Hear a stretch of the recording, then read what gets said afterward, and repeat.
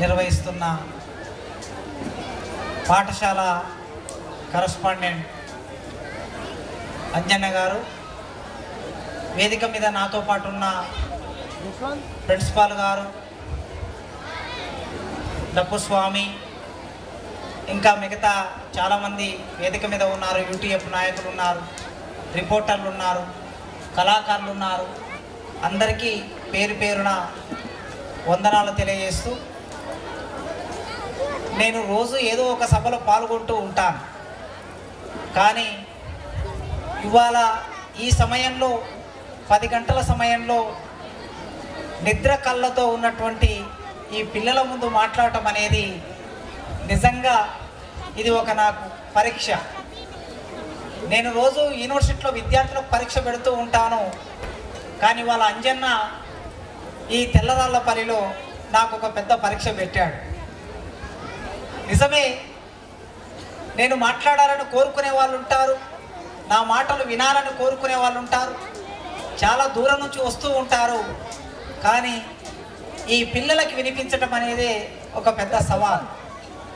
వీళ్ళందరినీ చూస్తూ ఉంటే, ఇంతవరకు కళాకారులు మీ ముందు పాడినటువంటి వాళ్ళను చూస్తూ ఉంటే, ముఖ్యంగా మీ కరస్పాండెంట్ అంజన్న, ఆయన పాడుతాడు, ఆయన మాట్లాడుతాడు, ఆయన గొంతు ఆయన గాత్రం చాలా వినసొంపుగా ఉంటుంది.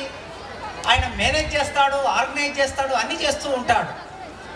కనుక రచనలు కూడా చేస్తూ ఉంటాడట. స్వామి చెప్తూ ఉన్నాడు, ఇన్ని కళా నైపుణ్యాలు కలిగి ఉన్న అంజన్న ఇక్కడ ఉన్న తర్వాత నేను ఇక్కడికి అంజన్న ఎందుకు పిలిచాడు అని ఒక ప్రశ్న వేసుకుంటున్నాను ఇప్పుడే నేను అక్కడ కూర్చొని.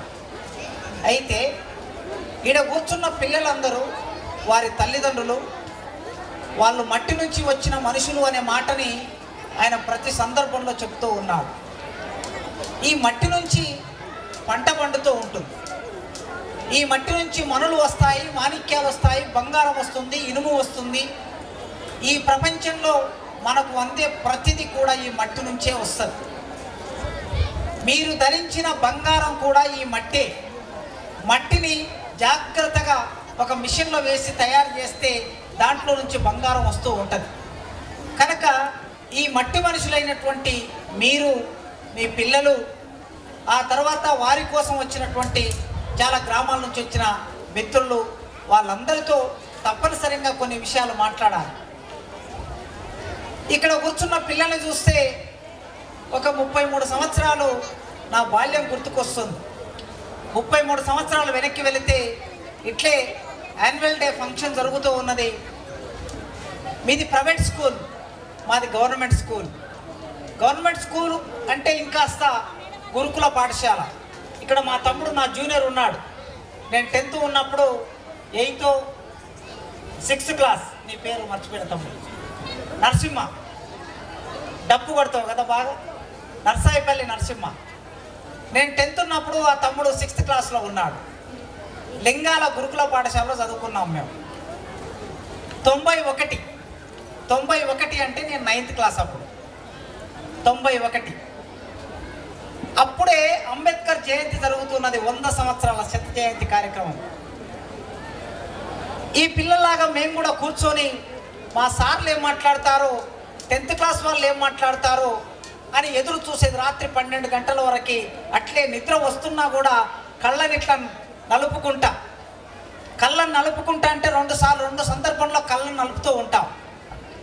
మన డప్పు స్వామికి తెలుసు, తర్వాత మన రేలరే అమ్మ తల్లికి, వీళ్ళ కళాకారులు కనుక వాళ్ళకు బాగా తెలుసు. కాలువై కన్నీరు గారగా, కళ్ళపై 2 చేతులాడగా, కాలువై కన్నీరు గారగా, కళ్ళపై 2 చేతులాడగా, ఎక్కి ఎక్కి ఏడువనది ఏలా, ఓ పాలబుగ్గల జీతగాడ, పాలికాపు నిన్నే కొట్టాడా, పల్లెటూరి పిల్లగాడ, పసలగా సేమునగాడ, పాలు మరచి ఎన్నాళ్ళయ్యిందో, ఓ పాలబుగ్గల జీతగాడ, కొలువు కుదిరి ఎన్నాళ్ళయ్యిందో. పిల్లలు ఏడ్చేటప్పుడు కాలువై కన్నీరు గారగా కళ్ళపై రెండు చేతులాడగా. ఏడ్చేటప్పుడు రెండు చేతులను కళ్ళ మీద పెట్టుకొని నలుస్తూ ఉంటారు. ఇది ఒకసారి. రెండోసారి ఎప్పుడు అంటే వాళ్ళకు నిద్ర వచ్చినప్పుడు కళ్ళ మీద చేతులు పెట్టుకొని నలుస్తూ ఉంటారు. అట్లా ఉంది. అదో వాడు ఆవలిస్తూ ఉన్నాడు. ఈ స్థితి ప్రతి ఒక్కరి బాల్యంలో ఉంటుంది. ఈ వేదిక మీద ఉన్న వాళ్ళందరూ కూడా వాళ్ళు స్కూల్లో చదువుకునేటప్పుడు వాళ్ళందరూ ఈ జీవితాన్ని అనుభవించారు. ఈ జీవితం చాలా గొప్ప జీవితం, తిరిగి రాదు. నాకు అనిపిస్తుంది వాళ్ళని చూసినప్పుడు నేను వాళ్ళలాగా కూర్చొని ఈ వేదిక మీద ఇప్పటి వరకు డ్యాన్స్ చేసిన పిల్లల్లాగా డ్యాన్స్ చేయాలని అనిపిస్తుంది. కానీ ఆ జీవితంలోకి వెళ్ళలేము మనం తిరిగి. ఇప్పుడు చాలా ముందుకు వచ్చాం. ఆ బాల్యము ఎంత గొప్పదంటే ఆ బాల్యము వెన్నెల లాంటిది. ఇప్పుడు ఇక్కడ వెన్నెల కాసింది, ఆ వెన్నెల లాంటిది. ఆ బాల్యము నెమలి నాట్యము లాంటిది. ఆ బాల్యము సెలయేరు లాంటిది. ఆ బాల్యము కోకిల పాట లాంటిది. ఆ బాల్యము చెంగు చెంగున ఎగిరే లేగ దూడ లాంటిది. ఆ బాల్యము మేక పిల్ల లాంటిది. అట్లాంటి బాల్యాన్ని చాలా అపురూపంగా తల్లిదండ్రులు తమ జీవితాన్ని అంతా తర్పణ చేసి, జీవితాన్ని అంతా త్యాగం చేసి ఆ బాల్యాన్ని గొప్ప మనుషులుగా తయారు చేయడానికి ప్రయత్నం చేస్తూ ఉంటారు. ఒకప్పుడు మా తల్లిదండ్రులు, వేదిక మీద ఉన్న వాళ్ళ తల్లిదండ్రులు, ఇప్పుడు అక్కడ ఉన్నటువంటి ఆ పిల్లల తల్లిదండ్రులు, ఒక 30-40 ఏళ్ల కిందట మా తల్లిదండ్రులు ఏ కలగన్నారో ఇవాళ ఇక్కడ కూర్చున్న మీరందరూ కూడా అలాంటి కలగంటున్నారు. మా బిడ్డ, నా కొడుకు ఒక ఐఏఎస్ ఆఫీసర్ కావాలి, నా బిడ్డ ఒక ఐఏఎస్ ఆఫీసర్ కావాలి, నా కొడుకు డాక్టర్ కావాలి, ఇంజనీర్ కావాలి, బిడ్డ డాక్టర్ కావాలని మీరు ఎన్నో కలలు కంటారు. మీ కలల పంటలు వీళ్ళందరూ కూడా. విత్తనం వేసిన తర్వాత ఈ భూమిలో విత్తనం వేసి, మన్నులో విత్తనం వేసి ఇన్ను వంక చూడ్చే రైతు ఆ ఇన్ను నుంచి, ఆకాశం నుంచి వర్షం కురిసినప్పుడు ఆ చినుకులు, వాన చినుకులు ఈ భూమిని ముద్దాడినప్పుడు ఆ మట్టిలో ఉన్న ఆ విత్తనం మొలకెత్తుతూ ఉంటుంది. అది 3 నెలలకో 4 నెలలకో పంట వస్తుంది. కానీ ఈ బిడ్డలను మీరు కనీసం ఒక 20 ఏళ్ళు చదివిస్తే, 20 ఏళ్ళు మీరు కష్టపడి పని చేస్తే, 20 ఏళ్ళు మీరు ఆశ పెట్టుకుంటే ఈ బిడ్డలు 20 ఏళ్ల తర్వాత గొప్ప వాళ్ళు అవుతారు. మొన్న మన జిల్లాకి సంబంధించిన ఒక అమ్మాయి, అనన్య రెడ్డి అనేటటువంటి ఒక అమ్మాయికి భారతదేశంలోనే 3వ ర్యాంక్ వచ్చింది. ఆమె కలెక్టర్ అయ్యింది. ఆమె కలెక్టర్ అవుతుంది అనే విషయం ఆ తల్లిదండ్రులు ఊహించి ఉండకపోవచ్చు. చాలామంది చాలా రకాల సమస్యలు ఉంటాయి. మా యూనివర్సిటీలో మా స్టూడెంట్స్ ఇద్దరు కలెక్టర్ అయ్యారు ఈసారి.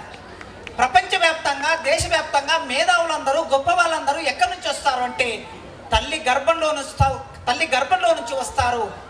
వాళ్ళే తండ్రి భుజాల మీద, తండ్రి ఎదల మీద ఆడుకున్న ఆ బిడ్డలే రేపు ఈ దేశాన్ని, ఈ ప్రపంచాన్ని పరిపాలించే వాళ్ళు తయారవుతారు. అట్లాంటి వాళ్ళను తయారు చేయడానికి ఇదో ఇక్కడ ఇప్పటి వరకు మాట్లాడిన ఈ ప్రిన్సిపాల్ కానీ లేదా కరస్పాండెంట్ కానీ, ఇక్కడ ఉన్నటువంటి 40-45 మంది టీచర్లు వాళ్ళు నిరంతరం తమ జ్ఞానాన్ని కరిగిస్తూ ఉన్నారు. క్రొవ్వొత్తి కరిగిపోతూ ఉంటుంది. క్రొవ్వొత్తిని మనం ముట్టియగానే అది కరిగిపోతూ ఉంటుంది. కరిగిపోతూ చివరి వరకు అది వెలుగునిస్తుంది.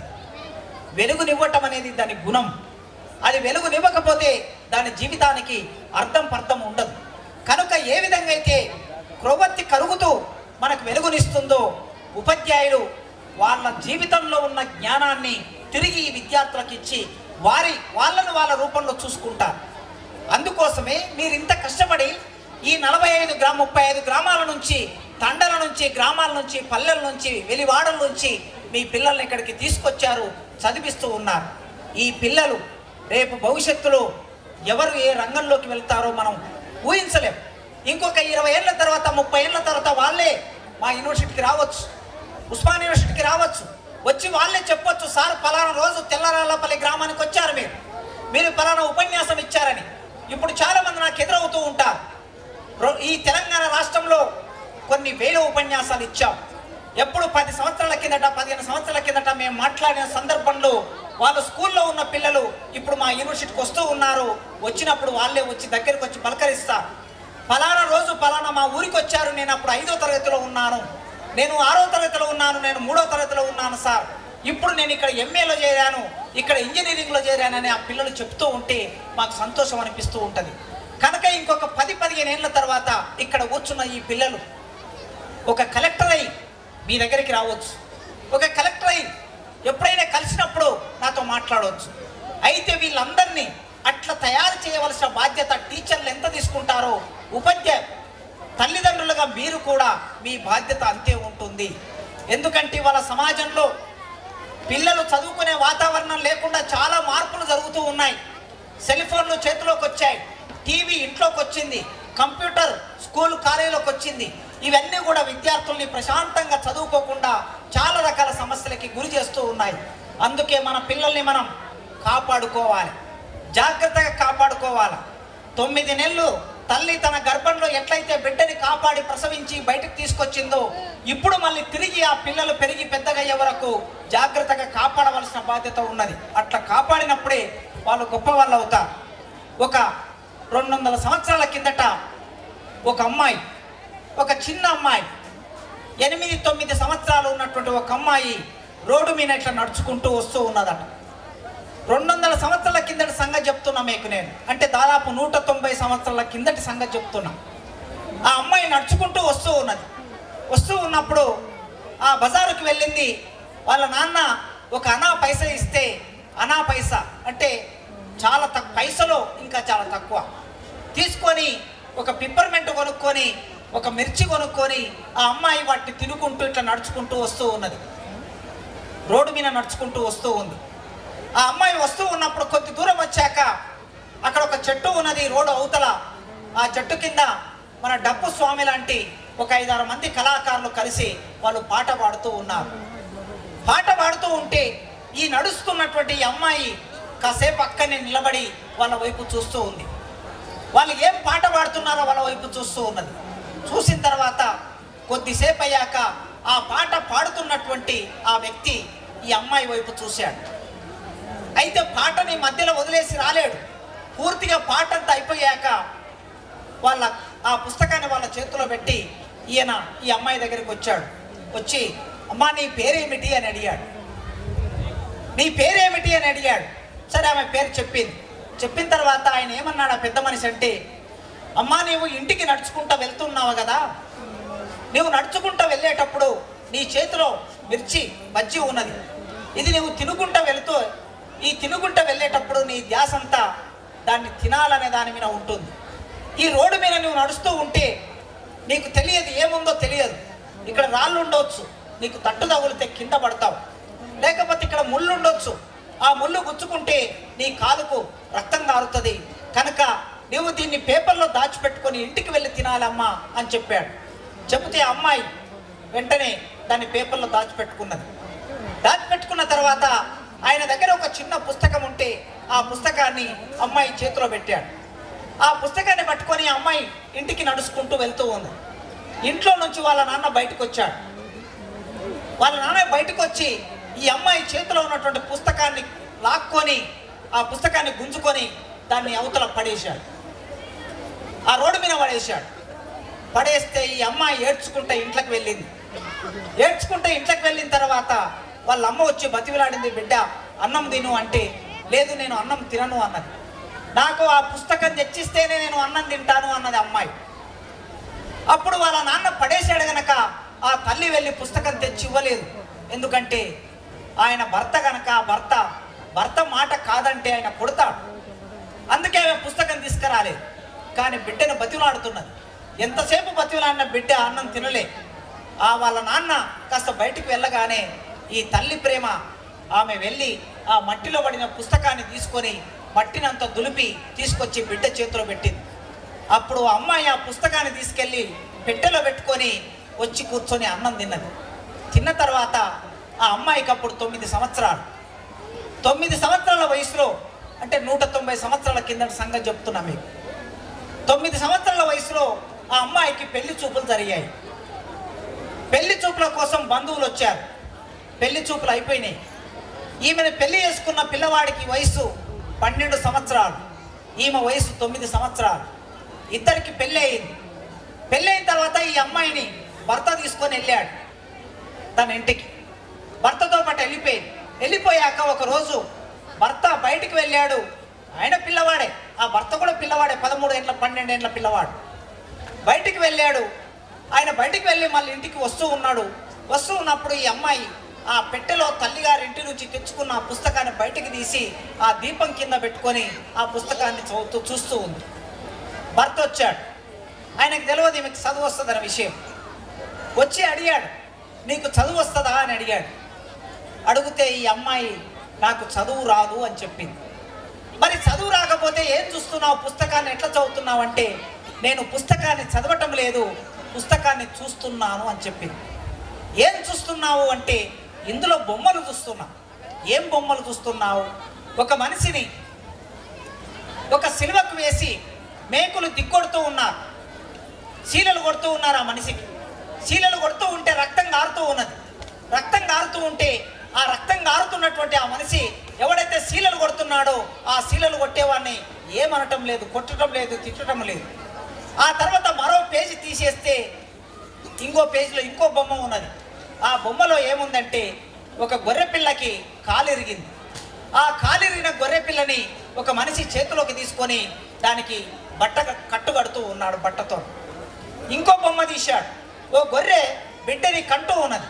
బిడ్డని కంటూ ఉన్నప్పుడు ఆ బిడ్డ కింద పడకుండా ఒక మనిషి చేతుల్లో పట్టుకున్నాడు. ఇట్లాంటి బొమ్మలన్నీ చూస్తూ ఉంది ఆమె. భర్తకు చూయించింది. అప్పుడు భర్త అడిగాడు, నువ్వు చదువుకుంటావా అని అడిగాడు. చదువుకుంటానని చెప్పింది. కానీ చదువుకోవడానికి ఆ రోజుల్లో అమ్మాయిలకి బడి లేదు, అమ్మాయిలకి చదువు లేదు. చదువుకోవద్దని చెప్పారు ఆనాడు పెద్దలు. స్కూల్లోకి వెళ్ళడానికి అవకాశం లేదు అమ్మాయిలకి. ఇంకా పుస్తకాల్లో ఏం రాశారంటే, అమ్మాయిలు ఒకవేళ చదువుకుంటే ఆ అమ్మాయికి పెళ్లి చేస్తే చదువుకున్న అమ్మాయి భార్య ఉంటే భర్త చచ్చిపోతాడు అని పుస్తకంలో రాశారు. అంత మాత్రమే కాదు, చదువుకున్న అమ్మాయి అన్నం పెడితే ఆ అన్నము ప్లేట్లో పోయిన తర్వాత అన్నం మెతుకులన్నీ పురుగులుగా మారిపోతాయని రాశారు. ఏ పుస్తకంలో రాశారంటే మనువాదము అనే పుస్తకంలో రాశారు. ఆ పుస్తకంలో 8వ అధ్యాయంలో రాశారు. అందుకోసం అమ్మాయిలకు చదువు లేదు. అప్పుడు భర్త ఏం చేశాడంటే, ఈ అమ్మాయిని తానే దగ్గర కూర్చోబెట్టుకొని రోజు అక్షరాలు నేర్పించాడు, చదువు నేర్పించాడు. చదువు నేర్పించిన తర్వాత ఆ భర్త ఏమన్నాడంటే, నీవు నా భార్యవు గనక నీకు నేను చదువు నేర్పించాను. కానీ నీలాంటి చాలామంది అమ్మాయిలు చదువు లేక, చదువు రాక, చెప్పేవాళ్ళు లేక వాళ్ళు నిరక్షరాస్యులుగా బయట ఉన్నారు. వాళ్ళందరికీ చదువు నేర్పించాలి మనం అని చెప్పి ఆ భర్త 1848లో అంటే దాదాపు 180-170 సంవత్సరాల కిందట ఈ భారతదేశంలో ఒక స్కూలు పెట్టాడు. ఆ స్కూలు పెట్టిన వాడు మహాత్మా జ్యోతిరావు పూలే. ఈ అమ్మాయి సావిత్రిబాయి పూలే. ఈ అమ్మాయి పేరే సావిత్రిబాయి పూలే. ఇవాళ సావిత్రిబాయి పూలే పేరు చెప్తున్నాను నేను, మహాత్మా జ్యోతిరావు పూలే పేరు చెప్తున్నాడు. ఇది ఎట్లా చెప్తున్నానంటే, ఆమె చదువుకున్నది గనక, ఈ దేశంలో మొదటి టీచర్ అయింది గనక, ఈ దేశాన్ని మార్చింది గనక, ఆడవాళ్ళ కోసం పోరాటం చేసింది గనక, చదివింది గనక ఆమె చరిత్రలో నిలబడ్డది. అందుకే ఆమె పేరు మనం చెప్పుకుంటున్నాం. ఆమె మన బంధువు కాదు, మన చుట్టం కాదు, మన పక్క ఊరు కాదు, నర్సాయిపల్లె కాదు. మరి ఎక్కడ? ఇక్కడ నుంచి దాదాపు 1500 కిలోమీటర్ల దూరంలో ఉంటుంది. అది మహారాష్ట్ర. మహారాష్ట్ర పుట్టింది ఆమె. 1831లో పుట్టింది ఆమె. అంటే దాదాపు 190 సంవత్సరాల కిందట పుట్టినటువంటి ఆమె గురించి మనం గుర్తు చేసుకుంటున్నామంటే, ఆమె చదువుకున్నది కనుక గుర్తు చేస్తున్నాం.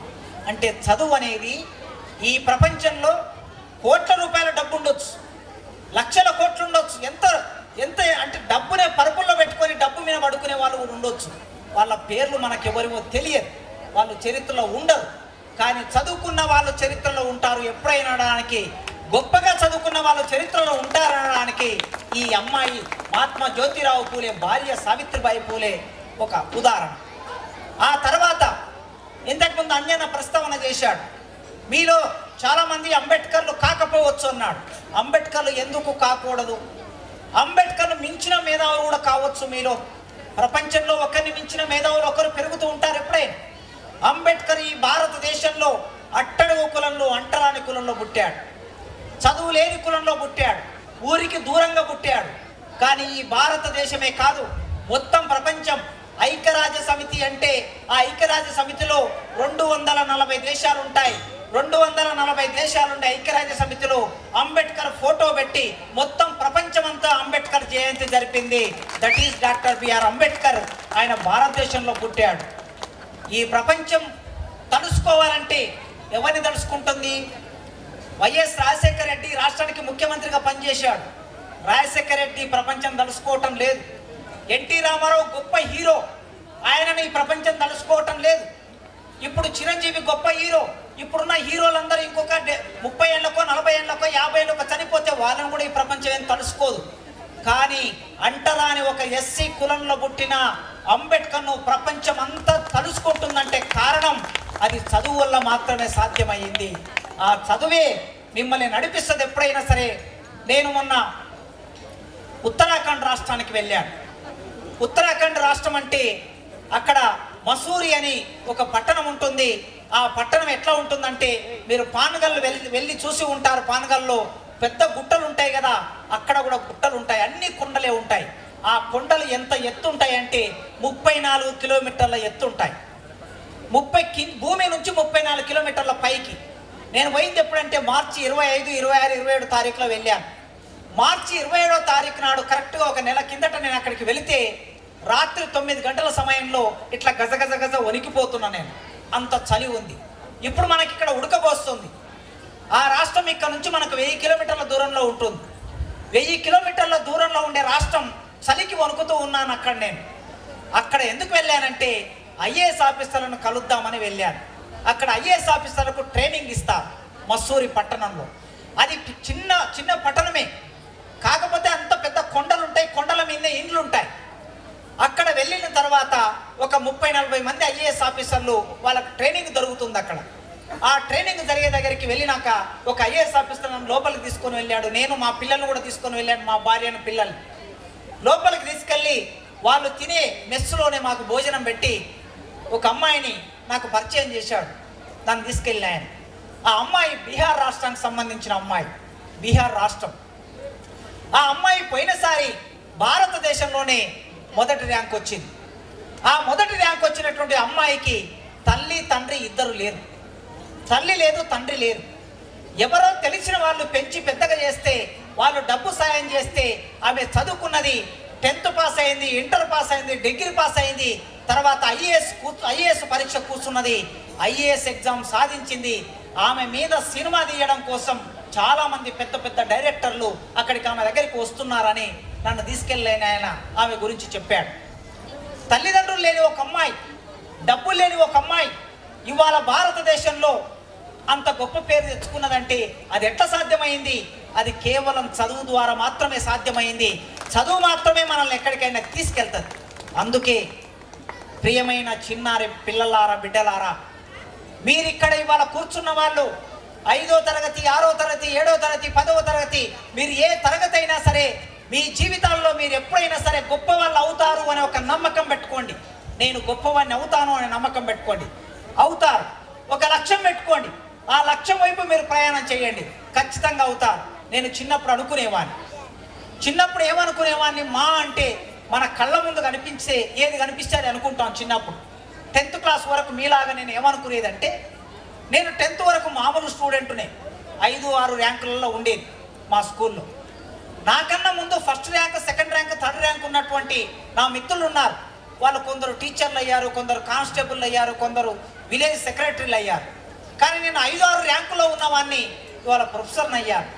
మా యూనివర్సిటీలో 300 మంది ప్రొఫెసర్లు ఉన్నారు. మరి అంజన్ నన్ను ఎందుకు పిలిచాడు ఇక్కడికి? ప్రొఫెసర్ అవ్వడం ముఖ్యం కాదు, ప్రొఫెసర్ అయిన తర్వాత నన్ను ఎందుకు పిలిచాడు ఇక్కడ అంటే, నేను ఏదో కొన్ని మంచి మాటలు చెప్తానని పిలిచాడు. అందుకోసమే నాకు ఈ మాట్లాడే అవకాశం కానీ, మాట్లాడే శక్తి కానీ, లక్షణం కానీ ఇది ఎట్లొచ్చింది అని చూస్తే అది చదువు ద్వారా మాత్రమే అది సాధ్యమైంది. చిన్నప్పుడు మేమేమనుకునేది, డుగ్గు డుగ్గు డుగ్గు కానీ ఒక మోటార్ వస్తుంది, డుగ్గు డుగ్గు పాట పాడాలి. తర్వాత అమ్మ బుల్లెట్ బండికి వస్తాను పాట పాడాలి. డుగ్గు డుగ్గు మోటార్ వచ్చేది. మా స్కూల్ ముందు పోలీస్ స్టేషన్ ఉండేది. వెంకటరెడ్డి అని ఎస్ఐ ఉండేది, మా వాడికి తెలుసు. ఆ వెంకటరెడ్డి ఎస్ఐ డుగుడుగు మోటార్ మీద వస్తుంటే నేను ఏమనుకునేదంటే, ఈయనలాగా ఎస్ఐ కావాలా, డుగుడుగు మోటార్ మీద రావాలనుకునేది. అప్పుడు అదే కోరిక మనకి, ఎందుకంటే ఆ ఊళ్ళో ఎస్ఐ అంటే అందరు భయపడతారు కదా, అందుకోసం అది కావాలనుకునేది. ఆ తర్వాత 10th క్లాస్ అయిపోయి నేను ఎక్కడో చాలా దూరం ఇంటర్మీడియట్ సీట్ వస్తే మెదక్ జిల్లాకి వెళ్ళిపోయినా. మెదక్ జిల్లాకు వెళ్ళిపోయిన తర్వాత నా ప్రపంచం అంతా మారిపోయింది. ఏం మారిపోయింది? మా సార్లందరూ నాకేం చెప్పారంటే, నేను అప్పుడు ఇంటర్మీడియట్ వెళ్ళాక నేను అక్కడ క్లాస్ ఫస్ట్, ఇక్కడ నేను 5-6 ర్యాంకులో ఉన్నామని ఇంటర్మీడియట్ వెళ్ళాక, అంటే ఇంటర్మీడియట్లో లింగాలలో ఎక్కడి వాళ్ళు చదువుకుంటారు? మహబూబ్ నగర్ జిల్లాలో ఉన్న వాళ్ళు మాత్రమే చదువుకుంటారు. కానీ నేను వెళ్ళిన కాలేజీలో మొత్తం రాష్ట్రంలో ఉన్న వాళ్ళందరూ చదువుకుంటారు. ఆ రాష్ట్రంలో ఉన్న వాళ్ళందరూ ఉన్న చోట నేను క్లాస్ ఫస్ట్కి వచ్చాను. అప్పుడు మా సార్లు నాకేం చెప్పారో తెలుసా? నీవు ఐఏఎస్ ఆఫీసరు కావాలని చెప్పారు. ఎస్ఐ కావాలనుకున్నోని ఇప్పుడు నా లక్ష్యం ఐఏఎస్ ఆఫీసర్ వరకు వచ్చింది. ఐఏఎస్ ఆఫీసర్ అవుదామని ఇంటర్మీడియట్ అయిపోయిన తర్వాత హైదరాబాద్కి వచ్చాను. హైదరాబాద్లో డిగ్రీలో నిజాం కాలేజీలో డిగ్రీలో చేరాను. నిజాం కాలేజీలో సీట్ రావడం అంటే మామూలుగా సీట్ రాదు. ఆ రోజుల్లో నాకు ఫస్ట్ లిస్ట్లోనే సీట్ వచ్చింది. వచ్చిన తర్వాత అక్కడ నిజాం కాలేజీలో చేరాక ఇక అక్కడ మన చదువుతున్న క్రమంలో చాలా రకాల సమస్యలు వచ్చాయి, గొడవలు వచ్చాయి, ఘర్షణలు వచ్చాయి. ఒకడొచ్చి పేరు అడుగుతాడు, ఒకడొచ్చి కులం అడుగుతాడు, ఒకడొచ్చి జిల్లా అడుగుతాడు, ఒకడొచ్చి పేదోడు అంటాడు. నేను మామూలుగా నిజాం కాలేజీలోకి ఎట్లా వెళ్ళాను? బాటా స్లిప్పర్లు వేసుకొని వచ్చాను. ఇప్పుడు మీ దగ్గరికి ఎట్లా వచ్చాను? నేను 4,000 రూపాయల చెప్పులు వేసుకొని వచ్చిన మీ దగ్గరికి ఇప్పుడు కానీ ఆ రోజు 30 రూపాయల స్లిప్పర్లు వేసుకొని పోయినా. వాడు నా స్లిప్పర్లు చూసి ఒకడు ఏమిరో ఏ ఊరోడో అని అడిగాడు. అంటే చెప్పిన ఇట్లా నల్లమల్ల అచ్చంపేట పాలమూరు అని చెప్పాను నేను. ఆ చెప్పిన తర్వాత కోటాగాడివే నీవు అన్నాడు. కోటాగాడు అంటే రిజర్వేషన్. కోటాగాడివే నీవు అంటే రిజర్వేషన్ వచ్చావా? చెప్పాను. ఒరే నాయన, నా పేరు లిస్టులో మొదటి పేరు ఉందిరా, రిజర్వేషన్లో రాలే, నేను ఓపెన్ కాంపిటీషన్లో వచ్చాను అని చెప్పాను వాడికి. నేను చెప్పిన తర్వాత ఇంకా అక్కడ మొదలైంది గొడవ. వాడికి నాకు, వాడు 3rd ఇయర్, నేను 1st ఇయర్. వాడిని ఎదిరిస్తే వాడికి నచ్చలే, వాడు నన్ను కొట్టాడు, తిరిగి నేను కొట్టాను. ఇది గొడవ అయింది. గొడవ అయిన తర్వాత ఐఏఎస్ అవుదాం అనుకున్నాను. విద్యార్థి సంఘాల్లోకి వచ్చింది, రాజకీయాల్లోకి వచ్చిన, రకరకాల సమస్యలు అయిపోయినాయి. సరే అయిన తర్వాత కనీసం ఇంకేం కావాలి? ఐఏఎస్ కాలేకపోయినాం. తర్వాత ఏం కావాలా? ఐఏఎస్లను తయారు చేయాలి.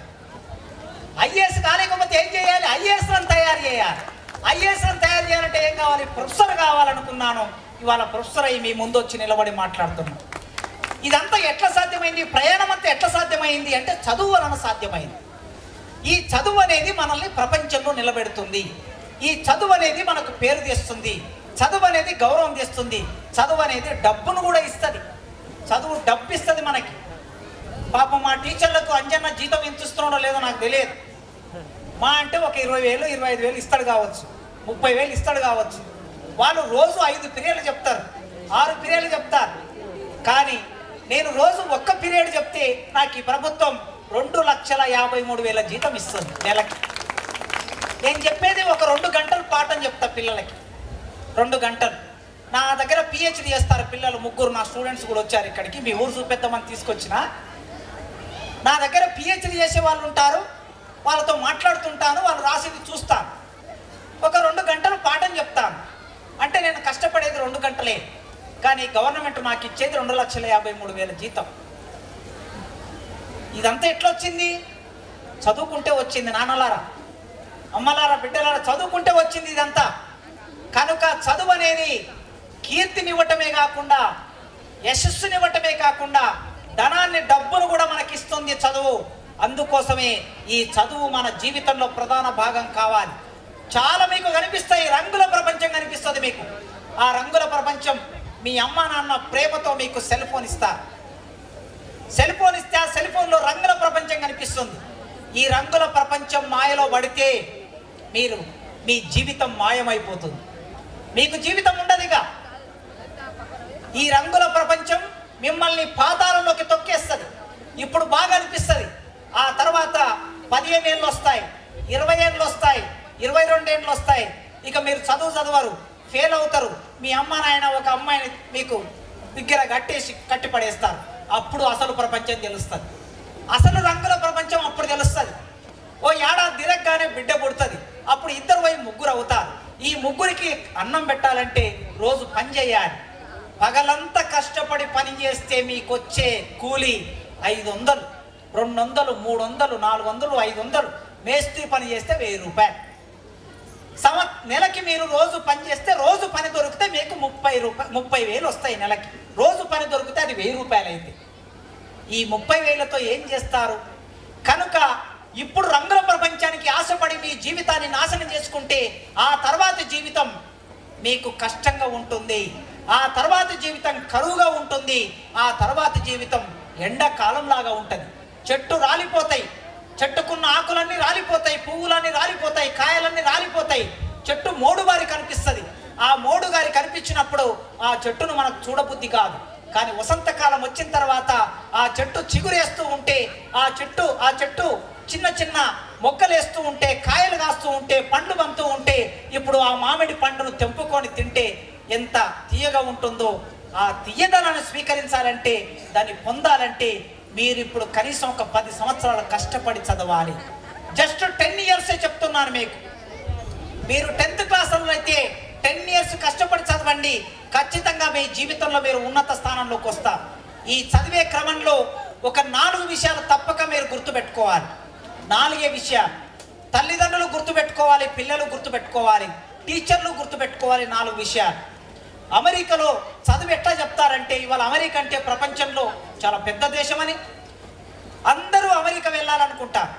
ఎందుకు వెళ్ళాలనుకుంటారు? అక్కడ డబ్బు బాగుంటుంది, అక్కడ డాలర్లు బాగుంటాయి, ఎక్కువ జీతం వస్తుంది. అక్కడ నెలకొచ్చే జీతం ఎంత ఉంటుందో తెలుసా? ఒక్కొక్కరికి నెలకొచ్చే జీతం 10 లక్షలు, 20 లక్షలు నెల జీతం. ఇక నేను ఇప్పుడు 2,50,000 అని చెప్తేనే మీకు చాలా ఎక్కువ అనిపించవచ్చు, కానీ అక్కడ నెలకి 10 లక్షలు ఇస్తారు. 10 లక్షలు ఇచ్చి అమెరికాకు, అందుకే అందరూ అమెరికా వెళ్ళాలని కోరుకుంటారు. ఆ అమెరికాలో చదువు ఎట్లుంటుందో తెలుసా? చాలా కఠినంగా, చాలా కష్టంగా, ప్రారంభం నుంచి జాగ్రత్తగా చదువు చెప్పుకుంటూ వెళ్తారు. వాళ్లకు 12 సంవత్సరాల వయసు వచ్చిందంటే తల్లిదండ్రులు వాళ్ళ బాధ్యతను పట్టించుకోరు.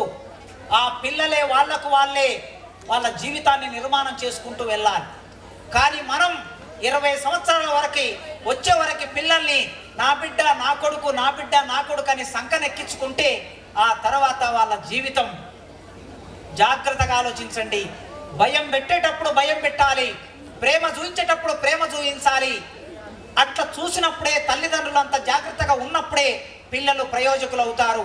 అందుకే అమెరికాలో ఉన్న పిల్లలు ఎక్కువగా ప్రయోజకులు ఎందుకు అవుతారంటే, చిన్నప్పుడే వాళ్ళకు నేర్పే విద్యా విధానం వేరుగా ఉంటుంది. కానీ మన దగ్గర అట్లుండదు. మన దగ్గర ఉన్న విద్యా విధానం ఏమిటి? బట్టి పట్టిస్తారు. ఈ బట్టి పట్టే క్రమంలో కొన్ని నైపుణ్యాలు మన పిల్లలకు అందటం లేదు. అందుకే ప్రతి విద్యార్థి నేర్చుకోవాల్సింది ఏమిటంటే జాగ్రత్తగా వినటం. దాన్ని ఏమంటామంటే శ్రవణం అని అంటారు సంస్కృతంలో. దాన్ని శ్రవణం అంటే వినటము అని అర్థం. జాగ్రత్తగా వినాలి. టీచర్ చెప్పే పాఠం ఎంత జాగ్రత్తగా వినాలంటే, ఇక్కడ టీచర్ పాఠం చెప్తూ ఉంటే కిటికీలో నుంచి బయటికి వాడేం చేస్తున్నాడు, వీడేం చేస్తున్నాడు అని చూడటం కాదు, ఏకాగ్రత పెట్టి వినాలి. ఇప్పుడు కొద్దిమంది అమ్మాయిలు డ్యాన్స్ చేశారు, అబ్బాయిలు కూడా డ్యాన్స్ చేశారు. డ్యాన్స్ చేసేటప్పుడు ఏదైనా సరే ఒక కళారూపం వ్యక్తం చేసేటప్పుడు ఆ కళారూపంలో మనం జీవించాలి. ఇప్పుడు అమ్మాయి పాట పాడింది కదా, ఆ కళలో జీవించాలి. కానీ కొందరు పిల్లలు ఆ పక్కోడు ఏం చేస్తున్నాడు, ఇటు పక్కోడు ఏం చేస్తున్నాడు వాళ్ళ వైపు చూస్తున్నారు తప్ప వీళ్ళు డ్యాన్స్ చేయట్లేదు చక్కగా. అంటే కాన్సన్ట్రేషన్ వాళ్ళకి దాని మీద లేదు అని అర్థం. వాళ్ళ ఆలోచన ఇంకో దాని మీద ఉంది అని అర్థం. పాఠం చెప్పేటప్పుడు, పాఠం వినే సందర్భంలో శ్రవణం అనేది మన జీవితంలో ముఖ్యమైన విషయం. A great listener can be a great speaker అంటారు. మంచి శ్రోత అంటే బాగా వినేవాళ్ళు గొప్ప వక్తలు అవుతారని దాని అర్థం. కనుక వినికిడి జ్ఞానాన్ని, వినే శక్తిని, లక్షణాన్ని మీ జీవితంలో విద్యార్థులందరూ పెంపొందించుకోవాలి. టీచర్లు వాళ్ళకి దాన్ని నేర్పాలి, తల్లిదండ్రులు నేర్పాలి. మరి విన్న తర్వాత ఏం చేయాలి? మాట్లాడాలి, బాగా మాట్లాడాలి, అంజన్నలాగా మాట్లాడాలి. చాలామంది పిల్లలు ఇప్పుడు మేము ఇంటర్వ్యూ చేస్తాం, డిగ్రీ కాలేజ్ లెక్చరర్లని, జూనియర్ కాలేజ్ లెక్చరర్లని, గ్రూప్ 1 ఆఫీసర్లని, గ్రూప్ 2 ఆఫీసర్లని ఇంటర్వ్యూ చేస్తాం. మేము ఇంటర్వ్యూ చేసేటప్పుడు మేము ఏమంటామంటే, ఒక విషయాన్ని ఇచ్చి మాట్లాడండి, ఒక 10 నిమిషాలు అంటాం. మాట్లాడమంటే ఇట్లా గజ వణుకుతూ ఉంటారు మాట్లాడడానికి. చాలామంది టీచర్లు కూడా మీరు చూస్తూ ఉంటారు, ఇట్లా మైకు చేతిలో ఉంటుంది. సార్లకి మైకు చేతిలో ఉంటుంది, కానీ ఇది ఇట్లా కదులుతూ ఉంటుంది, మైకు ఇట్లా కదులుతూ ఉంటుంది. రోజు పాఠం చెప్తారు క్లాస్ రూమ్లో. కానీ కొందరికి ఎందుకు స్టేజ్ మీదకి రాగానే భయం, స్టేజ్ మీద మాట్లాడడం అనే ఒక భయం వారిని వెంటాడుతూ ఉంటుంది. స్టేజ్ మీద మాట్లాడితే ఈ ముందు చాలా మంది ఉన్నారు కనుక వాళ్ళందరూ ఏమనుకుంటారో, నేను మాట్లాడతానో లేదో, వీళ్ళందరినీ చూసేసరికి భయం వస్తూ ఉంటుంది. లేదా చేతిలో మైకు లేకపోతే ఈ పాయింట్ కదులుతూ ఉంటుంది. పాయింట్ ఎందుకు కదులుతుందండి? లోపల కాలు కదులుతుంది కనుక. కాలు ఇట్లా డ్యాన్స్ చేస్తూ ఉంటుంది. ఈ భయం ఎందుకు ఉంటుంది మనుషులకి? చిన్నప్పటి నుంచి మాట్లాడే లక్షణాన్ని మనం నేర్పించడం లేదు. మనం ఎంతవరకు పాఠం చెప్తున్నాం, బట్టి పట్టిస్తున్నాం, పరీక్ష రాయమంటున్నాం, పేపర్ దిద్దుతున్నాం, మార్కులు వేస్తున్నాం, బయటికి పంపిస్తున్నాం, అంతే తప్ప పిల్లలకి మాట్లాడే ఉపన్యాస కళను నేర్పించడం లేదు. కనుక మంచిగా వినటం ఎంత ముఖ్యమో విన్నదాన్ని మంచిగా మాట్లాడటం కూడా అంతే ముఖ్యము. చాలా జాగ్రత్తగా పదానికి పదానికి మధ్యన ఎట్లా గ్యాప్ ఉండాలి, లేదా మాటకి మాటకి మధ్యన ఎట్లా గ్యాప్ ఉండాలి, ఏ పదాన్ని ఎక్కడ పలకాలి, దేనికి దీర్ఘం ఉండాలి, దేనికి దీర్ఘం ఉండకూడదు అనే విషయాన్ని పిల్లలకి ట్రైనింగ్ ఇవ్వాలి ప్రారంభంలోనే, చిన్నప్పుడే. ఆ తర్వాత విన్నరు, మాట్లాడేది, తర్వాత ఏం చేయాలి, బాగా చదవాలి, పుస్తకాన్ని బాగా చదవాలి. దాన్ని పఠనము అంటాం. శ్రవణము, భాషణము, పఠనము అనేది మూడో లక్షణం. ఈ పఠనం అనేది లేకపోతే మన జీవితం వికసించదు. ఎంత ఎక్కువగా చదివితే మనం అంత గొప్ప వాళ్ళం అవుతాం. ఎంత ఎక్కువగా చదివితే, ఎన్ని పుస్తకాలు చదివితే, మీరు ఎన్ని పుస్తకాలు చదివారు అని మీరు ఐఏఎస్ అయిన వాళ్ళని వాళ్ళ ఇంటర్వ్యూలు చూడండి. మీరు యూట్యూబ్లో చూసినా లేదా పేపర్లో రోజు ఒకరు ఇంటర్వ్యూ రాస్తూ ఉన్నారు. అవి చూస్తే మీకు అర్థమవుతుంది ఎన్ని గంటలు చదివారు. 8 గంటలు, 10 గంటలు, 12 గంటలు. ఇన్ని గంటలు చదివితే వాళ్ళకు వచ్చిన మార్కులు ఎన్ని? 100కి 53 మార్కులే వచ్చాయి వాళ్ళకి. ఫస్ట్ ర్యాంక్ వచ్చిన ఆయనకి ఎన్ని మార్కులు వచ్చినాయో తెలుసా? 100 మార్కులు ఉంటే 54 మార్కులే వచ్చాయి. ఈ దేశంలోనే ఫస్ట్ ర్యాంక్ వచ్చినోడు అంటే ఈ దేశంలోనే బాగా తెలివి కల్లోడు ఐఏఎస్ అయ్యాడు. వాడికి 54 మార్కులు వచ్చాయి 100 మార్కులకి. కానీ మీ పిల్లలకి 100కి 100 మార్కులు వచ్చేటోళ్ళు ఉన్నారు. మరి 100కి 100 మార్కులు ఇక్కడ వచ్చి అక్కడికి పోయేసరికి 54 మార్కులు ఎందుకు వస్తున్నాయంటే అది పెద్ద పరీక్ష కనుక 54 మార్కులే వస్తున్నాయి. కనుక ఎన్ని పుస్తకాలు చదివితే అంత జ్ఞానం వస్తుంది. నేను 9వ తరగతిలో భగత్ సింగ్ను చదివాను, 9th క్లాస్. 10వ తరగతిలో అంబేద్కర్ను చదువుకున్నాను. చదువుకోవటం మూలంగా ఇప్పుడు అంబేద్కర్ గురించి మాట్లాడతాను. అప్పుడే చదువుకోవటం మూలంగా భగత్ సింగ్ గురించి మాట్లాడతాను. డిగ్రీకి వచ్చేసరికి ప్రపంచ చరిత్రను చదువుకున్నాను కనుక మాట్లాడతాను. మాట్లాడటం అనేది ఎప్పుడు వస్తుంది? బాగా మాట్లాడడం ఎప్పుడు వస్తుంది? నీళ్లు ఎట్లయితే తాగుతామో, అల ఎట్లయితే పారుతుందో, సెలయేరు ఎట్లా పారుతుందో మన మాట కూడా అట్లే పారాలి. చెవికి వినసొంపుగా ఉండాలి. అది ఎప్పుడు సాధ్యమవుతుందంటే మనము తీయనైన భాషను ఉపయోగించినప్పుడే సాధ్యమవుతుంది. మనం మాట్లాడే మాటలో విషయం నాలెడ్జ్ ఉన్నప్పుడే సాధ్యమవుతుంది. కనుక మీరు బాగా చదివే అలవాటు తల్లిదండ్రులారా మీరు గుర్తుపెట్టుకోండి.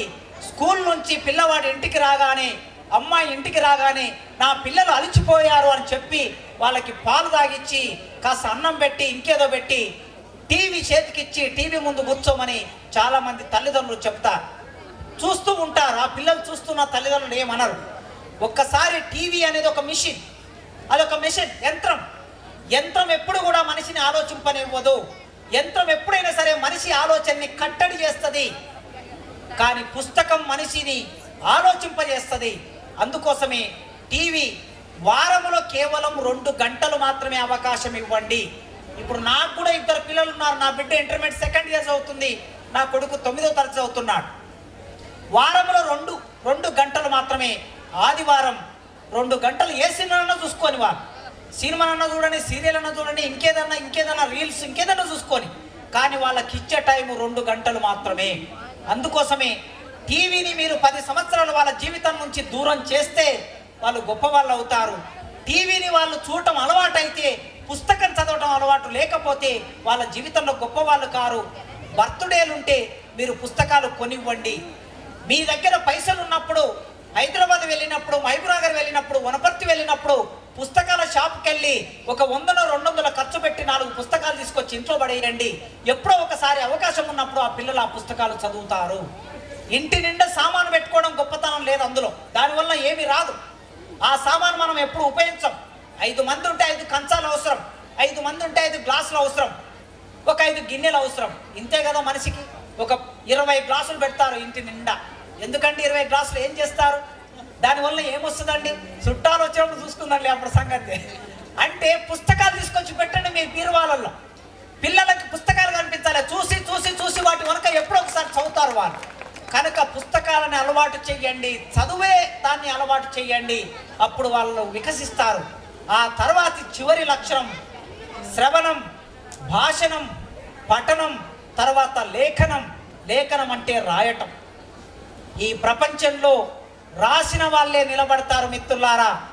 విద్యార్థి, ప్రియమైన విద్యార్థి మిత్రులారా, వారి తల్లిదండ్రులారా, సమాజంలో ఉండే ఎవరైనా సరే రాసిన వాడే నిలబడతాడు. రాజు మరణించెనొక తార రాలిపోయి, రాజు మరణించెనొక తార రాలిపోయి, సుకవి మరణించెనొక తార గగనమెక్కే, రాజు జీవించే రాతి విగ్రహములందు, సుకవి జీవించే ప్రజల నాలుకలయందు. అతడేలగలుగు యావత్ ప్రపంచం, ఇతడేలగలుగు ఇహము పరము. రాజుకు ఒక విగ్రహం పెడతారు అంతే, వాడు ఎంతో పెద్ద రాజు అయినా. కానీ కవి అనేవాడు ఎక్కడ జీవిస్తాడంటే, విగ్రహం పెట్టకపోయినా సరే కవి అనేవాడు మన నాలుకల మీద జీవిస్తాడు. అది కవి గొప్పతనం. అందుకే చివరి లక్షణం ఏమిటి విద్యార్థులకి మీరు పెంపొందించుకోవాలంటే, రాసే లక్షణం.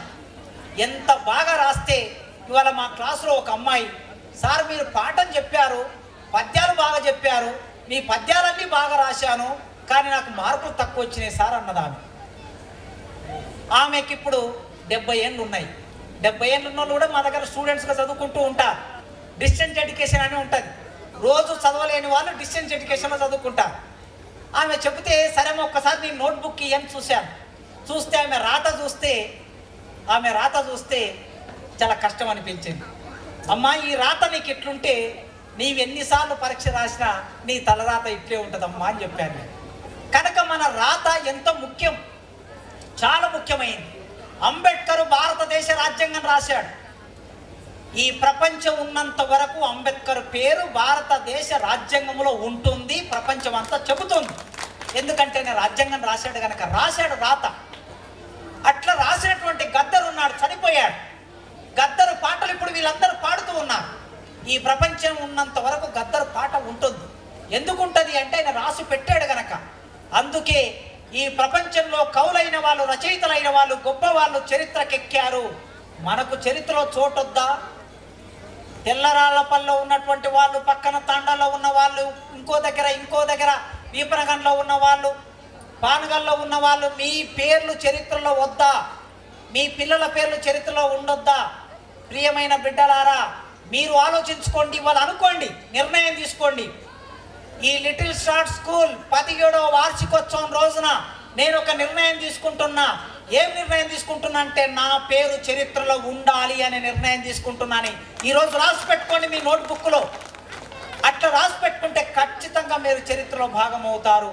ఆ చరిత్రలో భాగమై ఎప్పుడు అవుతారంటే, మంచిగా రాయగలిగినప్పుడు, మంచి పాట రాసినప్పుడు, మంచి వ్యాసం రాసినప్పుడు, మంచి పుస్తకం రాసినప్పుడు మీరు ఐఏఎస్ ఆఫీసర్లు అవుతారు, మీరు దేశ నిర్మాతలు అవుతారు, మీరు కవులు అవుతారు, రచయితలు అవుతారు. ఈ 4 లక్షణాలని మీరు పెంపొందించుకోండి. చదువు అనేది దానంతలో అదే వస్తుంది. చదువు మన ఎంత వస్తుంది. ఎంత బాగా చదువు వచ్చినా ఈ లక్షణాలు లేకపోతే ప్రపంచంలో మనం మిగలలేం, ఉండలేం. మీ పిల్లలు ఏ ఉద్యోగాలు చేస్తారంటే, ఇప్పుడు మాలాగా మీ పిల్లలు గవర్నమెంట్ ఉద్యోగాలు చేసే అవకాశాలు ఇంకా లేవు రానున్న రోజుల్లో. ఎందుకంటే మన రాష్ట్రాన్ని పరిపాలించే ముఖ్యమంత్రులు, దేశాన్ని పరిపాలించే ప్రధానమంత్రి గవర్నమెంట్లో ఉద్యోగాలు ఇవ్వాలని వాళ్ళు కోరుకోవటం లేదు. మనకు ఉద్యోగాలు రావాలని వాళ్ళు అనుకోవటం లేదు. మొత్తం ప్రైవేటు పరం చేస్తున్నారు. ప్రైవేటు పరం చేసిన తర్వాత ప్రైవేట్లో మనకు ఉద్యోగాలు, మన పిల్లలకు ఉద్యోగాలు రావాలంటే వాడు నేను చెప్పిన ఈ లక్షణాలన్నిటిని చూస్తాడు ప్రైవేట్ వాడు. ఈ లక్షణాలని ఇవాల్టి వార్షికోత్సవ సందర్భంలో మీ జీవితాల్లో భాగం చేసుకోవాలని, ఈ భాగం చేసుకునే క్రమంలో మీరు చరిత్రలో భాగం కావాలని చివరికి ఒక్క విషయం చెప్పి ముగిస్తాను. ఇట్లే ఎండాకాలం, ఈ ఎండాకాలం ఇట్లా గాలి వస్తూ ఉంది. పగటిపూట మిట్ట మధ్యాహ్నం గాలి వచ్చింది. ఇట్లా గాలి వచ్చి ఆ గాలి ఒక రేగుముళ్ళను కొట్టుకొచ్చింది. రేగుముళ్ళు అట్లా గాలికి కొట్టుకొచ్చి వాకిట్లో పడింది. వాకిట్లో పడిన తర్వాత సాయంత్రం మన తల్లి ఊడ్చింది. ఆ ముళ్ళు పోలేదు, అట్లే వాకిట్లో ఉండిపోయింది, మట్టిలో ఉండిపోయింది. తర్వాత ఇంట్లో ఒక 2 సంవత్సరాల బిడ్డ నడక నేర్చుకుందామని ప్రయత్నం చేస్తూ ఉంది. దొగ్గుకుంటూ కడప దగ్గరికి వచ్చింది. కడప దాటడం వస్తలేదు. దాటడం కోసం దర్వాజను పట్టుకున్నది. తలుపు చెక్క పట్టుకొని నిలబడ్డది. తలుపు చెక్క పట్టుకొని నిలబడి ఒక కాలు ఇట్లా బయటకేసింది. రెండో కాలు లేవక కడపకు తగిలింది. దమ్మున కింద పడింది. ఆ బిడ్డ దెబ్బ తగిలింది. అక్కడ గిన్నెలు తోమకుండా కూర్చున్నది తల్లి. బిడ్డ కింద పడగానే పరిగెత్తుకుంటూ వచ్చింది. నా బిడ్డ అని చెప్పేసి సహజంగా తల్లులందరూ ఎత్తుకుంటారు దెబ్బ తగిలిందని. అట్లా ఎత్తుకుంటే బిడ్డకు నడక ఎప్పుడు వస్తుంది? ఆ బిడ్డ కింద పడినప్పుడల్లా మనం వచ్చి ఎత్తుకుంటే నడక రాదు. కనుక ఆ తల్లి ఏం చేసిందంటే ఆ బిడ్డని లేవడానికి ఆమె లేవాలని ఆ తల్లి అనుకున్నది. ఆ బిడ్డ మళ్ళీ లేచి నిలబడ్డది. ఇట్లా నిలబడి 2 అడుగులు ఇట్లా వేసి గోడను పట్టుకున్నది. గోడ పట్టుకొని మరో 2 అడుగులు వేసింది. అట్లా వాకిట్లకు వచ్చింది. ఆ మట్టిలో ఉన్న రేగుముళ్ళు ఆ పసిపాప కాలికి కుచ్చుకున్నది. వెంటనే కాలు నుంచి బొలబొల రక్తం గారింది.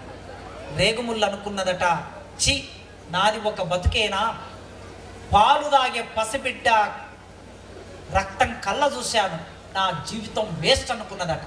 నేను ఎందుకు పుట్టాను, ఎందుకు పెరిగాను, నా జీవితానికి ఏమైనా లాభం ఉందా, దండుగా అనుకున్నదట.